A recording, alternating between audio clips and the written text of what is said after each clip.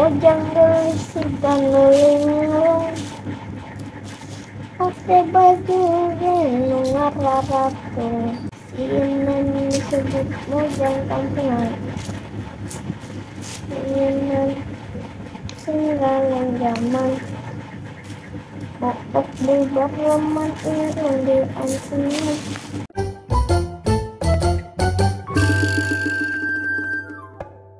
Assalamualaikum, hai, terima kasih sudah klik video ini. Ini aku sedang bikin orderan yang kemarin tuh guys, yang 40 bungkus ya. Tapi kali ini aku nggak ngebahas soal masakannya ya, tapi aku mau sedikit bercerita guys. Kami tahun 2018. Jadi waktu itu saya merencanakan melakukan pendakian selama 1 minggu di 3 gunung, Sindoro, Sumbing, dan Prau waktu itu. Dan memang kebetulan karena waktu pendakian yang cukup panjang, saya tidak izin orang tua karena takut kalau tidak dibolehkan waktu itu ya, karena memang waktunya yang cukup panjang ini. Singkat kata, kita menyiapkan perlengkapan dari carrier dan lain-lain, dan teman saya kebetulan baru beli tenda waktu itu karena barangnya masih dikirim. Jadi kebetulan memang hari itu saat dari keberangkatan, si tenda ini harusnya sampai pagi hari, tapi entah mengapa tiba-tiba kok belum, tenda ini gak sampai-sampai. Akhirnya saya dan teman saya, udahlah kita tunggu sampai batas akhir sebelum kita berangkat, setengah jam sebelum berangkat. Kapan tuh? Di hari Minggunya kebetulan, Jam? sekitar sebelum keberangkatan, mungkin sekitar jam 5 ya, sebelum maghriban, sekitar jam 5 gitu. Alhamdulillah tendanya datang sampai rumah. Kita langsung cepat-cepat berangkat karena memang bisnya kurang lebih kan sekitar setengah 6 ya waktu itu. Jadi perjalanan benar-benar mepet banget. Untungnya kekejar bisnya itu. Kebetulan memang karena waktu itu untuk tiket bis itu kami sudah pesan online pulang pergi. Kami cuma menunjukkan boarding passnya aja kan waktu itu. Tiba-tiba aneh-aneh itu muncul. Salah satunya adalah nama saya yang di tiket di HP saya itu tidak terdaftar di kernet bis tersebut.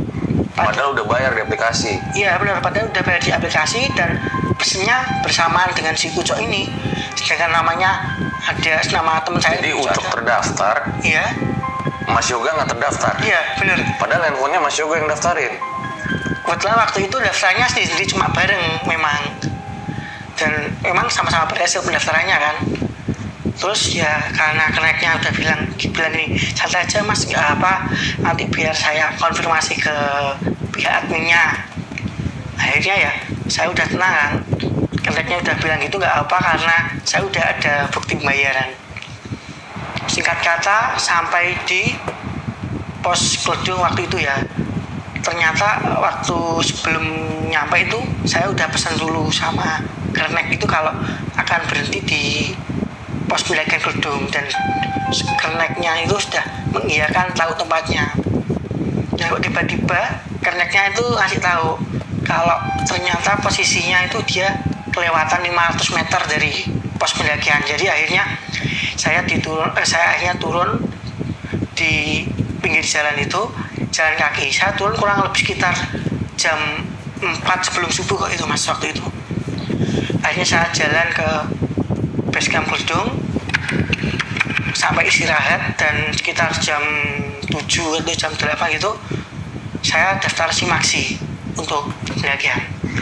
Maaf sebelumnya, mungkin saat saya bercerita agak terlihat gemetar, memang karena ada sedikit gangguan di fisiologi saya. Oke, saya lanjutkan cerita. Sekitar jam 7 saya melakukan pendaftaran Simaksi untuk pendakian dan melakukan perjalanan bersama teman saya si Ucok ini. Kebetulan memang si Ucok ini orangnya agak sombral, jadi ya jadi dalam pendakian agak sombral gitu ya. Iya, karena emang sifatnya sebelum mendaki pun begitu. Iya, saat kumpul pun memang ya kayak seperti itu sih.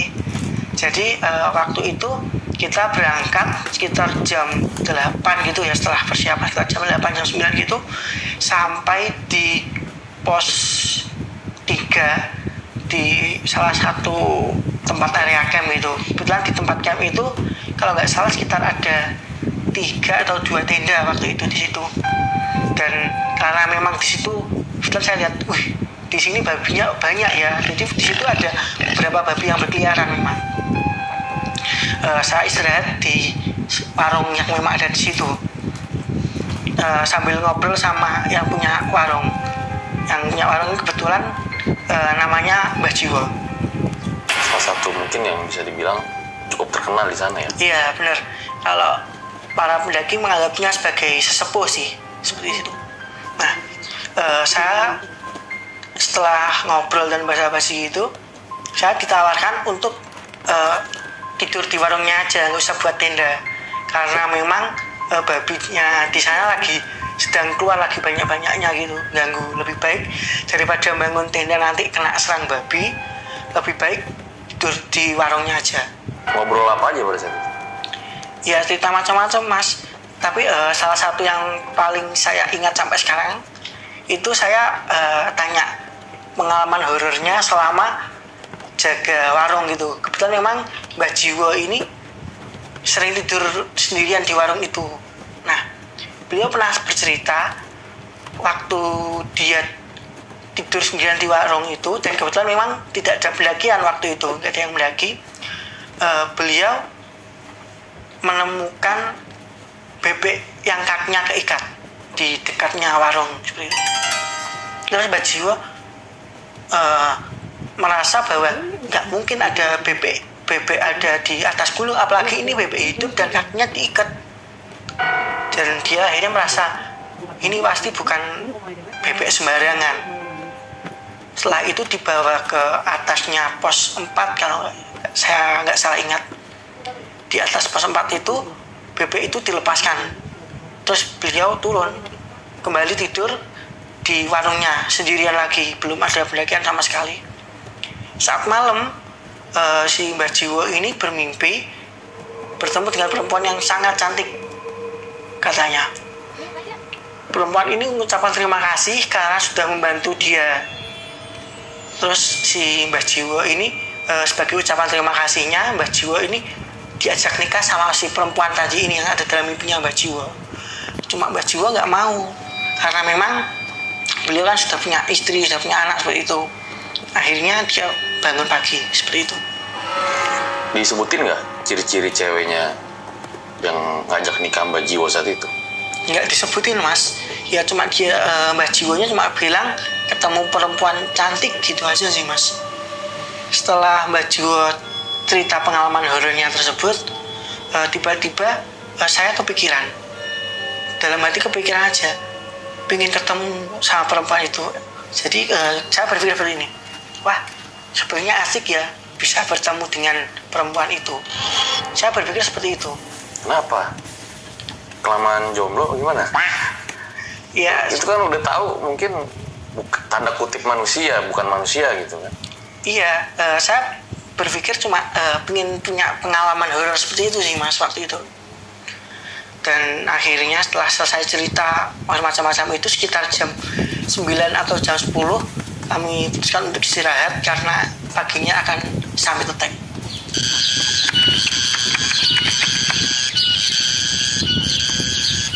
Waktu itu karena summit attack terlalu siang, agak kesiangan, saya berusaha membangun teman saya si Ucok tadi.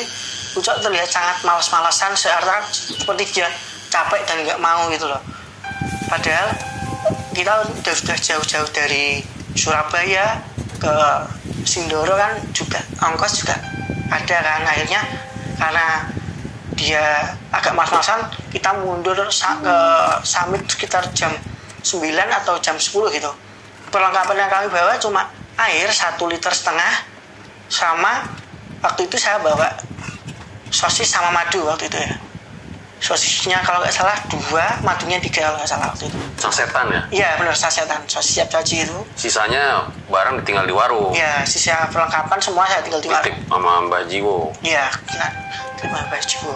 Singkat kata, kita akhirnya berangkat dengan perlengkapan tersebut sampai sekitar sunrise camp. Sunrise camp itu teman saya terlihat cukup lelah. Jadi saya berjalan pelan-pelan sambil ada di depan dia sambil menunggu pelan gitu. Saat akhirnya dia tiba-tiba bilang bahwa dia capek dan nggak sanggup Itu padahal baru sekitar berjalan kurang lebih setengah jam lah. Saya bilang setengah jam itu dia udah kecapean. Emang Ucok ini pendaki pemula? Enggak sih, kalau Ucok ini emang udah sering daki kemana-mana. Dia juga sering solo camp waktu itu. Cuma kebetulan entah kenapa, padahal waktu dari kita berangkat tuh badannya udah fit sebenarnya, karena udah direncanakan sangat lama pendakian ini. Terus karena dia capek, saya bilang gini, saya duluan ya, saya mau cek ke pos 4. Kalau saya kuat, nanti saya teruskan sampai ke puncak. Saya bilang gitu ke dia, dan dia bilang iya.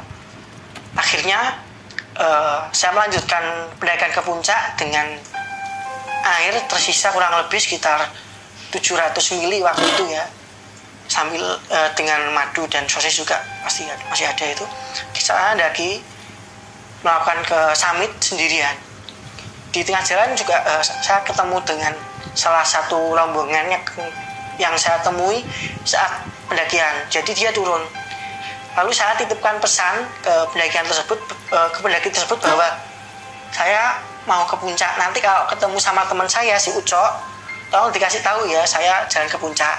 Kalau bisa tolong nanti dibaringin turun. Saya bilang seperti itu ke pendaki tersebut, dan pendaki tersebut mengiyakan. Singkat kata, saya melanjutkan pendakian sampai ke puncak. Sebelum ke puncak, saya bertemu dengan rombongan pendaki yang kebetulan mendirikan tenda di samping warungnya Mbah Jiwo. Kebetulan rombongan tersebut kehausan karena cadangan airnya sudah habis, dan mereka minta sedikit air dari saya. Akhirnya saya berikan kurang lebih setengah dari yang saya bawa tadi.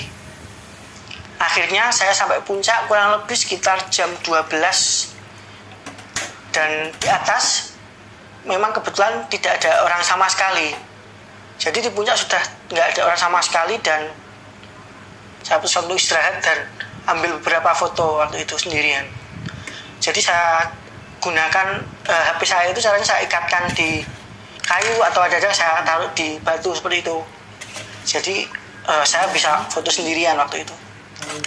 Akhirnya sekitar setelah saya cukup istirahat sekitar jam 1 atau setengah 1, saya agak lupa gitu, kabut dari bawah naik tiba-tiba. Jadi ada kabut dan juga tercium bau belerang dari kawahnya. Karena saya takut kalau akhirnya juga keracunan dan kehilangan jalan, saya berusaha untuk turun melewati kabut tersebut. Jadi dalam keadaan kabut gelap itu, saya tetap jalan. Kabutnya tebal? Iya, cukup tebal. Jadi waktu itu jarak pandang saya kurang lebih sekitar 1 sampai 3 meter saja. Karena semakin gelap, jadi saya putuskan buat istirahat. Kebetulan waktu itu saya pakai jas hujan kresek ya, yang kiri kanan saya sobek agar jalannya lebih lancar waktu itu. Oh hujan? Iya, jadi dalam kabut itu, kabutnya membawa hujan gerimis waktu itu. Oh iya. Jadi saya putuskan buat istirahat sambil jaga tenaga. Ternyata sambil saya berdoa agar menemukan jalan buat turun. Di dalam istirahat saya itu saya seperti melihat ada bayangan laki-laki ada di agak sirong ke kanan gitu. Tapi saya nggak mungkin, itu kelihatannya bukan manusia kan. Lagian dari tadi saya nggak di puncak nggak pernah lihat ada orang. Bayangannya di mana? Bayangannya ada di depan gitu, agak jauh sih, agak sirong ke kanan gitu mas. Hitam besar? Iya. Iya seukuran manusia waktu itu sih mas. Cuma kebetulan memang karena saya nggak yakin bahwa itu manusia. Hitam gitu tuh? Iya. Hitam seperti bayangan? Ada bayangan hitam itu, jadi kayak ada bayangan hitam di baliknya kabut seperti itu.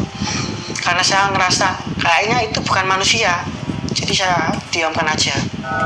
Setelah agak terang, kabutnya itu sudah agak, jalur sudah terlihat, saya lanjutkan perjalanan.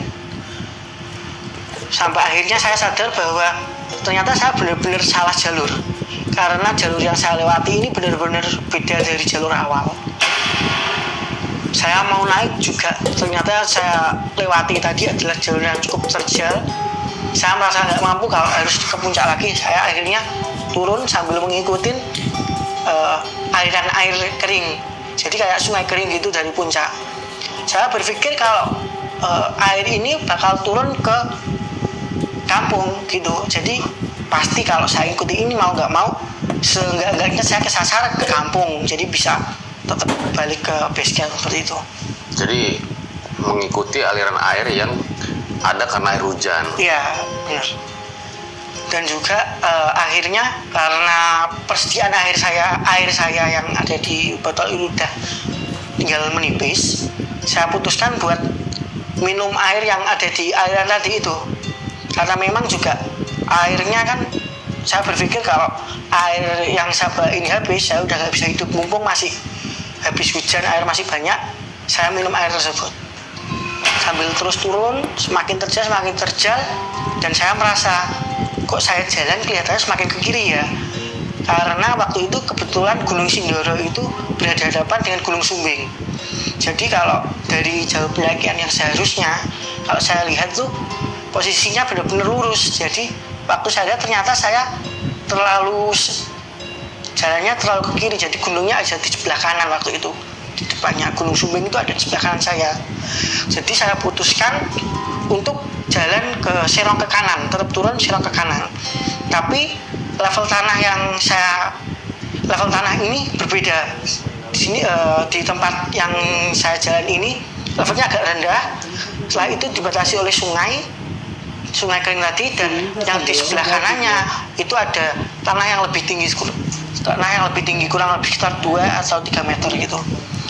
Saya berusaha naik ke sana buat serong ke kanan memang. Akhirnya saya berhasil naik dan sampai di padang rumput yang rumputnya cukup tinggi, jadi sepaha saya gitu mas, Pak. Sampai di situ saya tetap jalan dan akhirnya saya menemukan seperti rumput yang terbuka seperti itu. Terbuka itu saya berpikir, oh mungkin ini bekas jalur untuk pendakian atau orang cari kayu. Akhirnya saya ikutin. Atau juga saya berpikir paling enggak dia jauh ini pasti mengarah ke kemah gitu kan saya berpikirnya. Setelah saya ikuti, tiba-tiba dengan suara keras dan suara itu semakin kencang sampai akhirnya ternyata saya baru sadar suara tersebut adalah suaranya babi. Akhirnya ternyata babi itu ngejar saya lari ke bawah turun gitu. Suara babi? Iya. Melihat ada babinya? Waktu itu terlihat moncongnya itu mas, agak kelihatan itu, sama warnanya juga kelihatan agak hitam kan gitu. Besar babi yang? Iya, babinya cukup besar, kurang lebih sepaha saya waktu itu. Jadi juga memang karena babi juga pasti kuat dan saya akhirnya lari turun gitu. Kebetulan turun karena saya masih pakai jas hujan kresek waktu itu. Saya akhirnya seluncuran pakai jas hujan itu, saya duduk seluncuran sambil turun itu karena mungkin juga saya nggak tahu babi itu masih ngejar atau nggak tahu. Saya langsung seluncuran aja karena kaki saya udah capek sekali kan, habis nyasar gitu. Saya seluncuran, saya awalnya masih ngerasa aman sampai akhirnya saya melihat kurang lebih sekitar 3 atau 5 meter di depan saya itu blank. Jadi di depan itu udah rumput udah hilang, jadi benar-benar jurang. Saya berpikir wah ini blank ini. Kalau saya teruskan bisa-bisa saya telah tulang atau bahkan nggak ketemu kalau emang jurangnya dalam. Akhirnya saya putuskan untuk berguling badan ke kiri ke arah sungai tersebut. Paling nggak kalau saya jatuh ke sungai, paling parah juga kaki kekilir aja, jadi masih bisa jalan, masih bisa cari bantuan waktu itu.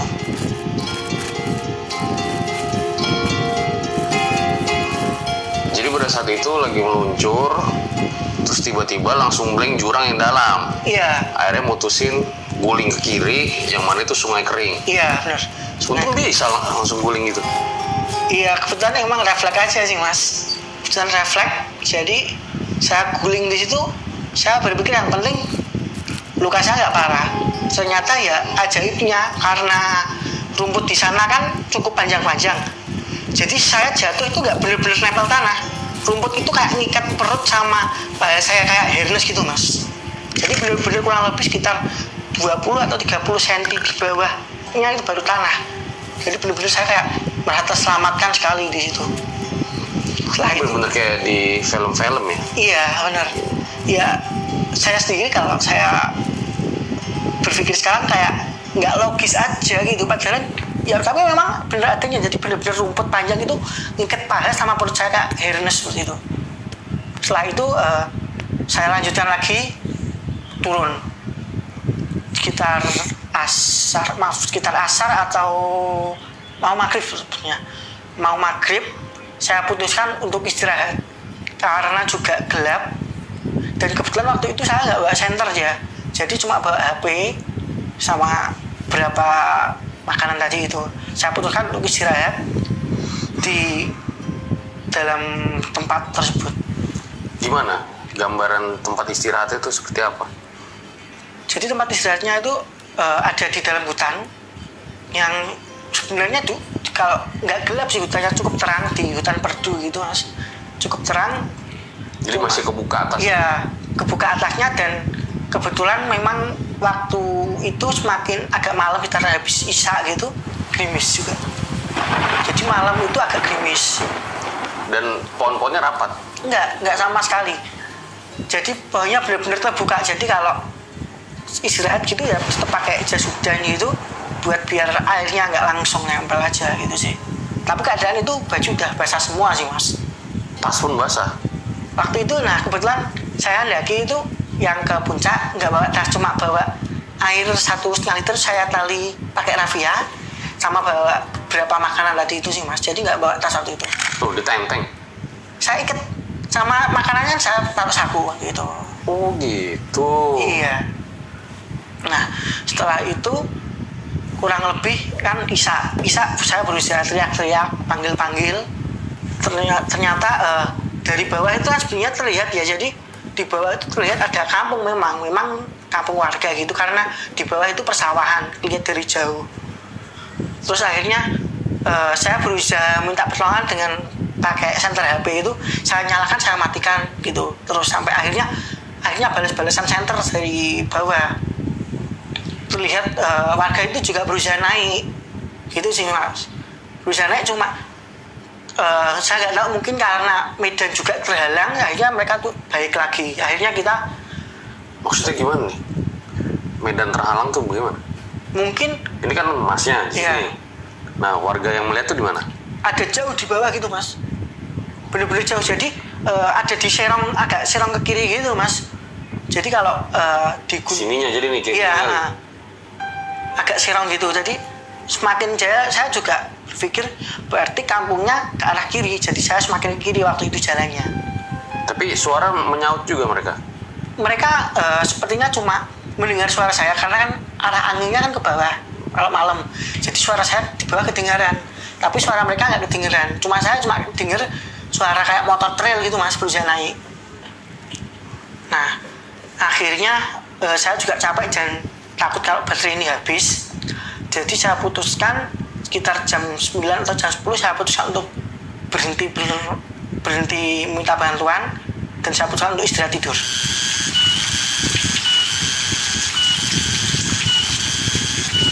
Jadi saat tidur itu tidurnya juga nggak lelap sih mas. Jadi saya tidur berusaha dalam keadaan gerimis itu, saya pakai jas hujan, saya duduk seperti ini, bisa tidur, terus tetap bangun nggak bisa. Tetap akhirnya saya berusaha cari tempat yang saya bilang cukup nyaman, entah ada batu, entah apa, ada apa, saya nggak peduli. Cuma saya berpikir saya harus tidur karena tenaga saya juga harus terjaga. Saya harus mencari jalan buat balik besoknya.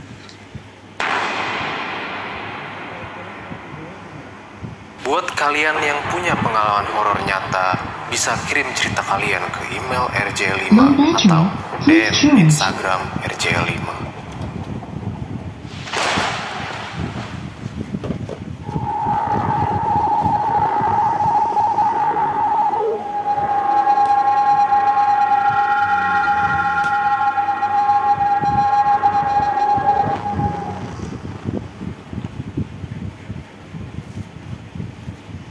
Di malam pertama setelah saya minta bantuan dengan main center ke warga itu, sekitar jam 10 saya putuskan untuk tidur, karena memang saya berpikir untuk menjaga tenaga, mau gak mau saya harus tidur juga. Dalam tidur tiba-tiba saya mendengar suara ada kayak laki-laki ngomong. Jadi laki-laki ngomong itu cuma suaranya nggak jelas mas. Entah ngomong apa saya nggak tahu. Iya gitu. Terus saya kebangun itu kan kondisinya saat itu lagi gerimis dan juga lagi ada kabut kan awalnya. Cuma makin lama kabut itu semakin terang gitu. Terus tiba-tiba ada di agak serong ke kanan gitu, ada keluar kayak cahaya warna biru ke kuning-kuningan. Seakan-akan cahaya itu manggil saya buat kesana, buat ngikutin saya itu. Cuma memang karena saya merasa seingat saya di arah cahaya itu posisinya kayak level tanyanya berbeda sekitar 1-2 meteran gitu. Bisa jatuh lah ke jurang itulah. Iya benar. Jadi kan apalagi kalau bener walaupun cuma 1 meter tapi dalam keadaan yang gelap, basah gitu, nggak ada cahaya, otomatis kan ya takutnya kalau jatuh malah bahaya kan. Kenapa kok merasa cahaya biru kuning itu memanggil Mas Yoga? Seakan-akan jadi cahaya itu kayak ngasih dalam pikiran saya, dalam hati saya kayak ngasih tahu ini loh jalannya. Seakan-akan kayak ngasih tahu itu. Padahal jurang. Iya, benar sekali. Dan akhirnya karena saya nggak ngikutin itu, saya putuskan buat tidur lagi. Dalam mimpi saya, dalam tidur saya itu saya bermimpi ketemu dengan perempuan yang cantik sekali. Jadi perempuan itu rambutnya panjang, pakai baju dress warna putih, seperti itu mas. Cantiknya seperti apa? Ya, kalau cantiknya seperti apa saya bingung menjelaskannya ya. Yang pasti itu saya merasa kayak perempuan ini saya kenal sama perempuan ini udah lama, nggak asing, cuma saya nggak tahu siapa dia gitu aja. Terus tiba-tiba saya kebangun mendengar suara adzan subuh.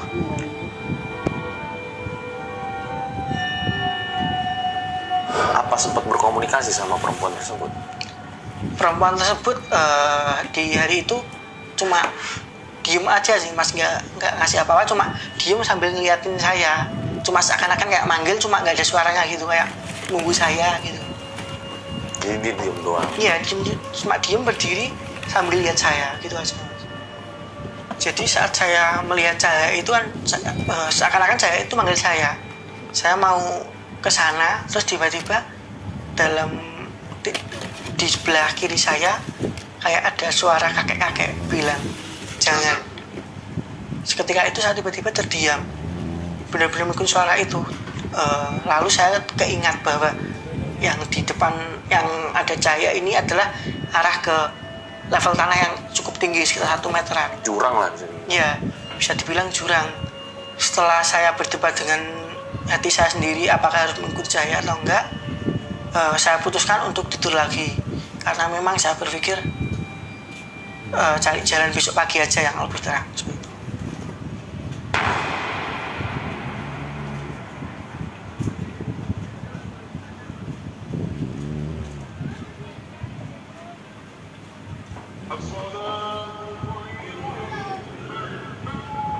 Sampai akhirnya tiba hari kedua.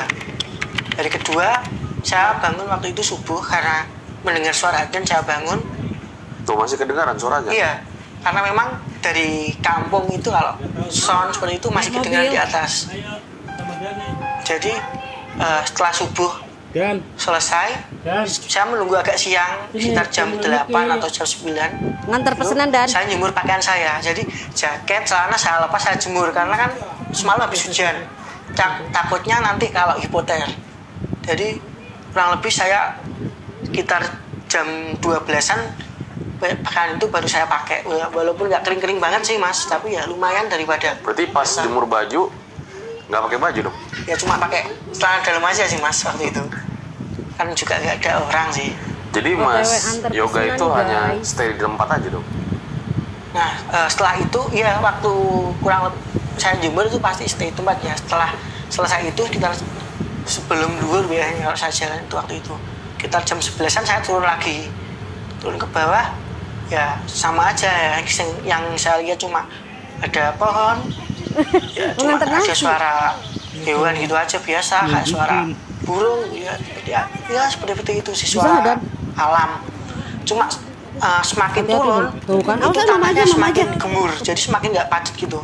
Kalau saya nginjek gitu kurang lebih setengah dari betis saya, jadi semakin dalam gitu. Dan jalurnya benar-benar nggak padat sama sekali, semakin curam. Curamnya seperti apa? Jadi jalurnya benar-benar nggak rata, dan selisih level tanahnya itu antara kiri kanan itu semakin tinggi banget selisihnya. Sekali nginjek gitu bisa benar-benar dalam. Ini kan setengah paha gitu sih mas, sekitar setengah meter. Jadi setengah senti ya. begitu nginjak tanah, seakan-akan tuh masuk kakinya. Iya, benar. Dan cukup dalam. Iya, cukup dalam. Karena kebetulan mungkin juga karena habis hujan ya, jadi tanahnya nggak padat waktu itu.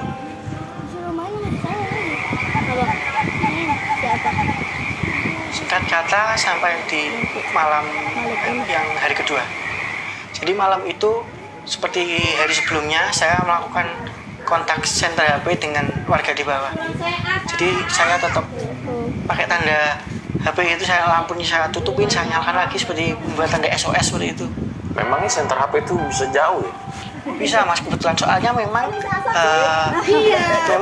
dijawab sama pegawai dari bawah gitu. Jadi juga di bawah juga mainan center gitu.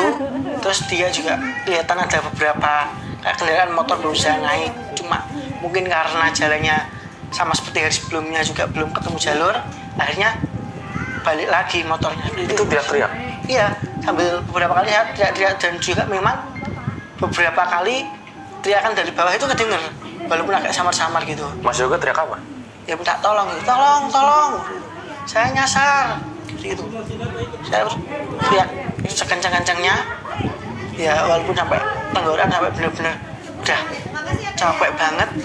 Keadaan makanan juga hari malam kedua itu udah habis, air bersih juga udah habis, sampai akhirnya saya merasa harus masa saya harus nyerah di sini, udah benar-benar capek, udah hampir rasa mau nyerah. Cuma apa yang dirasa? Ya rasanya ya, udah capek aja, kita mau cari jalan udah nggak tahu di mana, minta bantuan juga rasanya kayak mustahil gitu, biar warga buat naik sekarang nggak mustahil gitu loh. Saya rasa masa ini udah di batas saya sekarang gitu. Sempat berpikir bahwa akan meninggal saat itu? Iya sih mas, saya berpikir mungkin saya meninggal di sini. Cuma saya berharap seenggak-enggaknya walaupun saya meninggal, saya bisa sampai bawah, gitu aja. Raga saya tetap sampai rumah. Mungkin saya cuma itu waktu itu. Cuma tiba-tiba aja saya kepikiran, saya nggak boleh di sini, saya harus pulang karena di rumah orang tua sama teman-teman masih nunggu saya. Jadi walau sempat kepikiran akan meninggal, ya, tapi tetap berusaha dulu lah. Setidaknya orang rumah nungguin saya gitu. Iya benar mas.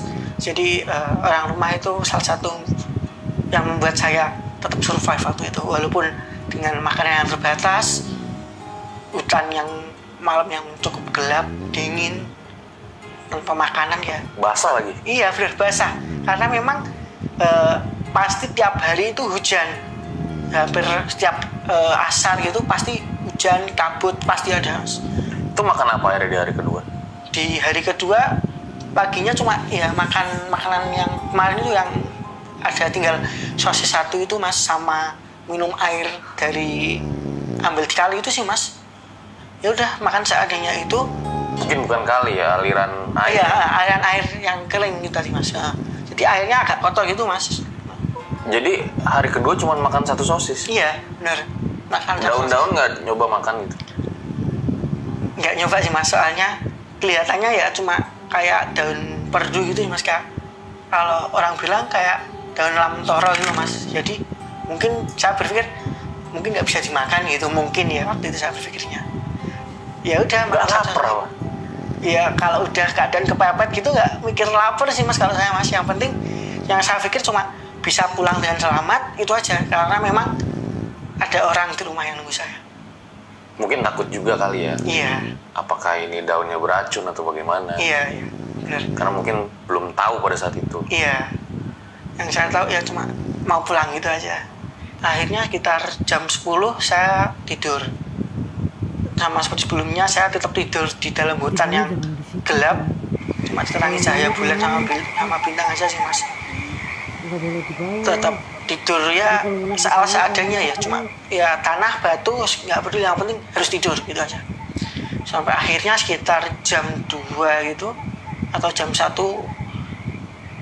saya tiba-tiba mendengar suara teriakan kencang, wah, seperti itu. Otomatis saya kaget, kebangun. Saya pikir suara apa, saya lihat kiri kanan nggak ada sama sekali. Saya di situ mulai merasakan rasa ketakutan karena saya yakin ini bukan suara manusia gitu. Walaupun teriakannya kayak manusia, nggak mungkin manusia. Saya berpikir takutnya justru kalau ini suara hewan, tapi hewan apa saya nggak tahu. Terus saya pelan-pelan tetap berusaha tidur lagi, berusaha menenangkan diri biar nggak takut gitu, berusaha tetap tidur. Saya berpikir mungkin kalau saya tidur saya nggak bakal dapat gangguan apa-apa waktu itu. Itu suara cowok? Iya, suara laki-laki gitu. Jadi kayak suara laki-laki yang di malam pertama. Oh, yang gitu? Iya, kayak yang suara laki-laki pertama itu kayak ngomong gitu loh, Mas. Nah, ngomong cuma nggak jelas waktu itu. Terus akhirnya kayak yang suara ngomong nggak jelas. iya, terus akhirnya saya berusaha tidur lagi kan. Dalam tidur itu kayak saya bermimpi. Mimpi didatengin sama perempuan yang cantik banget. Setelah mendengar suara teriakan tadi, sekitar jam 2, saya berusaha tidur lagi. Karena memang saya berusaha buat menekan rasa takut dengan tidur dengan berharapan agar nggak mendengar sesuatu yang saya bikin takut lagi. Akhirnya saya tidur itu, tiba-tiba dalam tidur saya bermimpi didatangi perempuan yang cantik sekali seperti malam sebelumnya. Cuma sekarang anehnya perempuan itu ada di sebelah kanan saya, dan di sebelah kiri saya ini ada sekumpulan teman-teman saya. Perempuan saya itu mengajak saya ke sana, mengikuti dia, tapi saya tidak mau. Akhirnya saya memilih teman-teman saya. Ngajaknya gimana? Ya dia cuma berdiri, tapi seakan-akan kayak manggil gitu, Mas, manggil nama saya. Cuma karena saya nggak mau, ya udah saya akhirnya ikut sama teman-teman saya. Terus kebangun azan subuh waktu itu.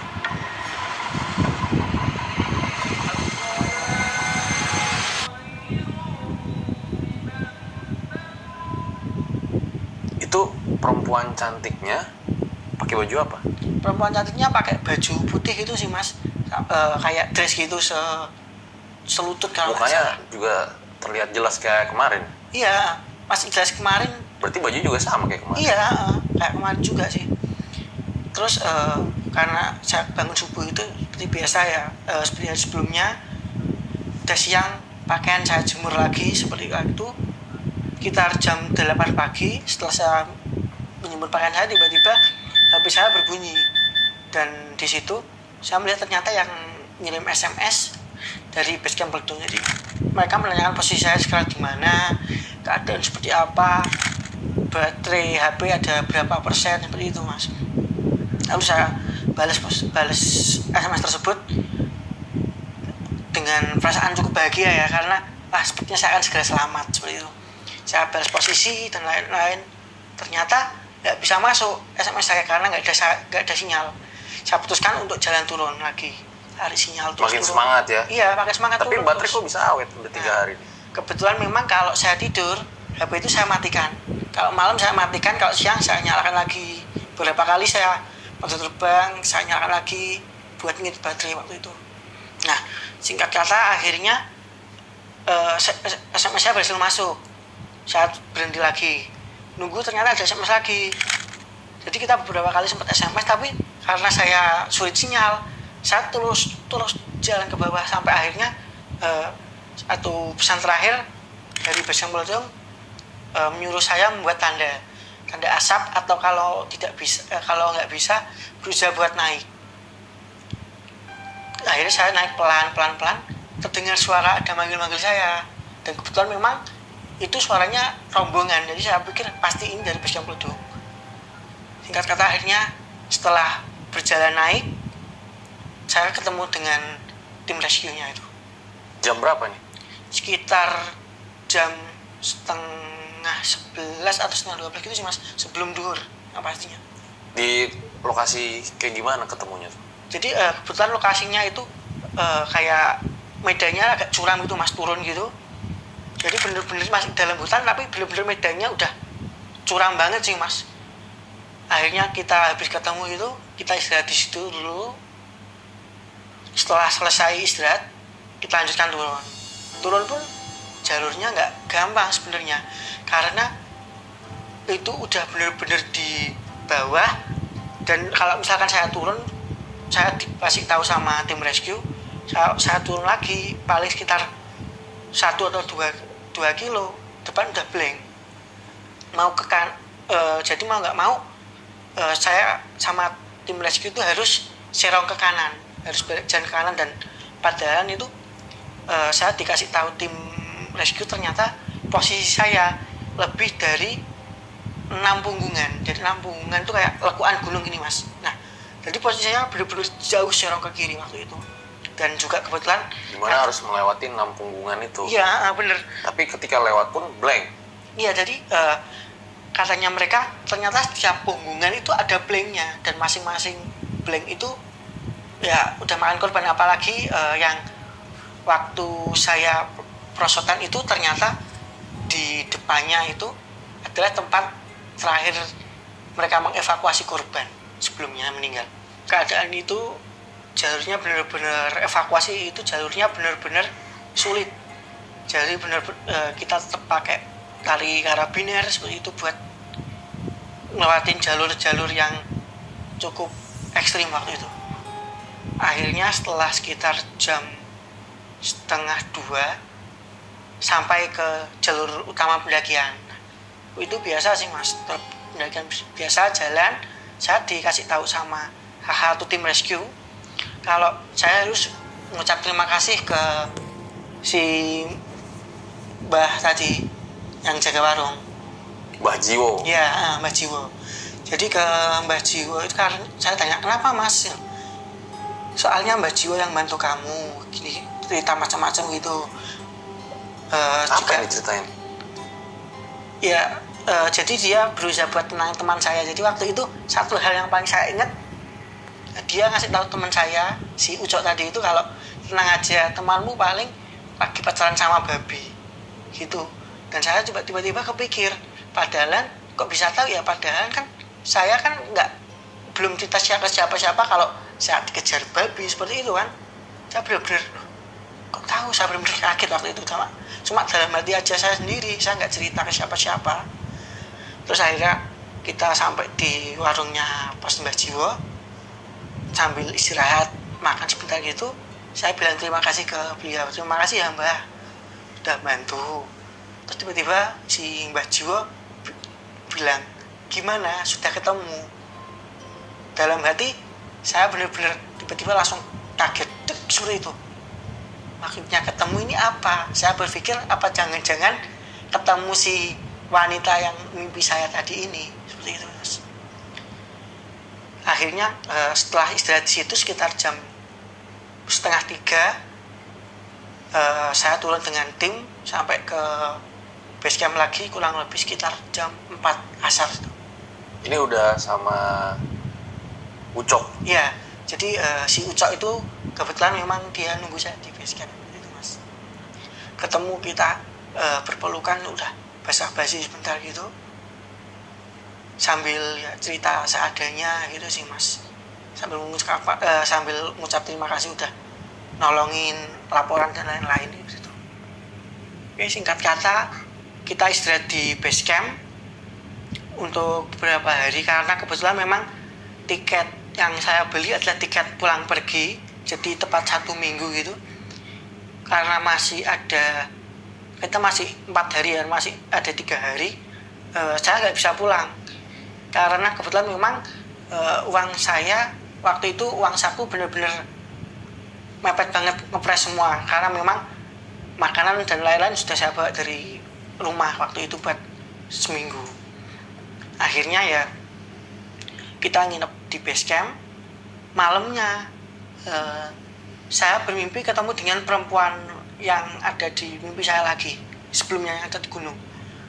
Wajahnya masih cantik, tetap dengan seakan-akan dia tetap ngajak saya buat ikut dia gitu.